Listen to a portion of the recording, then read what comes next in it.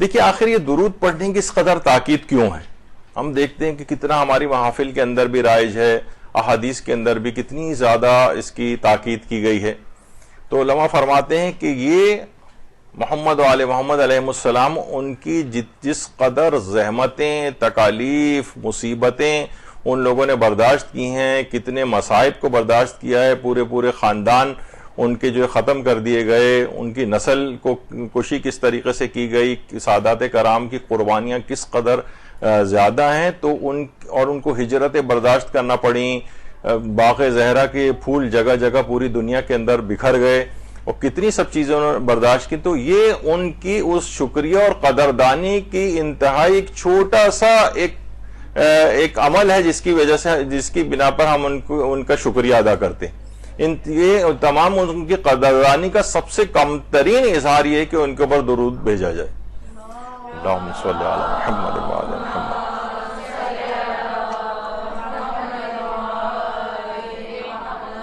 یعنی پیغمبر اور ان کی آل کی زحمتوں کی قدردانی، اس کا ایک سب سے کم ترین اظہار یہ ہے کہ ان پر درود و سلام بھیجتے رہیں۔ اچھا، اب ایک چیز کہی جاتی ہے کہ جب انہیں ہمارے درود کی ضرورت ہی نہیں تو پھر ہم درود کیوں بھیجیں؟ یہ بھی بہت سے لوگوں کا اعتراض ہوتا ہے۔ اور جب انہیں کوئی ضرورت ہی نہیں ہے، ان کے کوئی درجات ہم کوئی بلند کروا سکتے ہیں؟ عام طور پر بہت سے ذاکرین بھی اس انداز سے اس کو پڑھ رہے ہوتے ہیں۔ تو انہیں جب ضرورت ہی نہیں ہے اس کی تو پھر ہم ان پہ درود کیوں بھیجیں؟ آیت اللہ سید محمد حسین طباطبائی صاحب تفسیر المیزان، ان سے بھی کسی نے یہی سوال پوچھا تھا، تو انہوں نے کہا سب سے پہلی بات تو دیکھیے یہ ہے کہ ہم انہیں کوئی چیز نہیں بھیج رہے ہوتے، بلکہ ہم تو اللہ سے درخواست کرتے ہیں، اللہم پروردگار تو ان کے اوپر درود بھیج۔ تو ہم کوئی ان کے درجات وغیرہ نہیں بلند کر رہے ہوتے، نہ ہمارے اس میں کوئی چیز ہے، بلکہ ہم اپنا اظہار عجز اور ناتوانی کا اظہار کرتے ہیں کہ ہم کہاں اور وہ کہاں، اے پروردگار تو ہی ان پر اپنی رحمتیں کو نازل فرما۔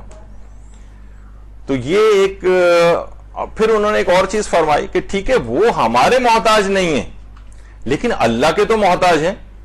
ہر آن ہر لحظہ وہ اللہ کی رحمتوں کے محتاج ہیں محمد و آل محمد۔ تو بہرحال پھر یہ ہے کہ وہ ہم یہ درخواست کر کے اپنے قد کو بڑھانا چاہتے ہیں، ہم یہ درخواست اللہ کو پیش کر کے اللہ کا تقرب حاصل کرنا چاہتے ہیں۔ انہوں نے بھی بڑی اچھی مثال بھی دی کہ مثلا ایک باغبان ہے، ایک مالی ہے، وہ کسی مالک کے باغ میں کام کرتا ہے، اور جب عید کا موقع آتا ہے تو اسی جو مالک کا باغ ہے اسی کے پھولوں کو چن کر ایک گلدستہ بنا کر مالک کو عید کے روز جا کر پیش کرتا ہے، تو جو مالک ہے وہ کتنا خوش ہوتا ہے، حالانکہ معلوم ہے کہ یہ اپنے پاس سے کچھ نہیں رہا ہے، میرا ہی باغ ہے، میرے ہی یہ پھول ہیں، یہ اس نے جمع کر کے مجھ کو لا کر دیے ہیں۔ تو ہم بھی جو ہے ہمارے پاس کچھ بھی نہیں ہے، سب کچھ اللہ کی طرف سے، یہ توفیق بھی ہمیں اللہ نے دی ہے۔ تو ہم یہ جو گلدستہ بناتے ہیں یہ درود کا، یہ گویا ہم اللہ ہی کی طرف والی چیزیں ہیں ساری، اور یہ ہم ان کی خدمت میں پیش کرتے ہیں۔ جس طریقے سے ایک مالی تقرب حاصل کرتا ہے کہ اپنے مالک کے باغ کے پھولوں کا، اور مالک اس سے کتنا خوش ہو جاتا ہے، اسی طریقے سے پروردگار عالم بھی ہمارے اس پیش کردہ تحفے سے خوش ہو جاتا ہے۔ جو ہم درود پڑھتے ہیں نا، تو پروردگار عالم بھی اسی طریقے سے اللہ کا تقرب ہمیں حاصل ہوتا ہے، جس طریقے سے ایک باغ کا مالی اس کو پھول دیتا ہے، حالانکہ اس کا اپنا کچھ بھی نہیں ہوتا ہے، سب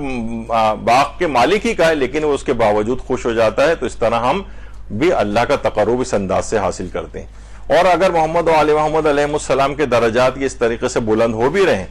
کہا جاتا ہے نا، تو یہ درجات اللہ ان کے بلند کر رہا ہے، کیونکہ یہ دماغ میں رہنا چاہیے کہ محمد و آل محمد علیہ السلام کے درجات، ایسا نہیں کہ درجات ان کے رک گئے ہوں،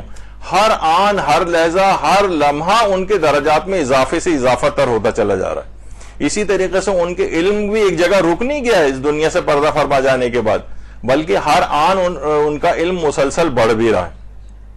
تو اور کمال مطلق جو ہے وہ صرف پروردگار عالم کے پاس ہے، جو کہ لامتناہی ہے۔ تو جس قدر بھی ان کے درجات بلند ہوتے چلے جائیں وہ کبھی بھی اس مقام تک کبھی نہیں پہنچ سکتے، یعنی جو اللہ کے پاس کمال مطلق ہے۔ تو لہٰذا اس بات کی گنجائش ہمیشہ رہتی ہے کہ ان کے درجات میں مسلسل اضافہ ہوتا رہے۔ تو بہرحال یہ آیت اللہ محمد حسین طباطبائی نے اس کا جواب دیا کہ ہم اپنے پاس سے کچھ بھی نہیں کر رہے ہوتے، ہم تو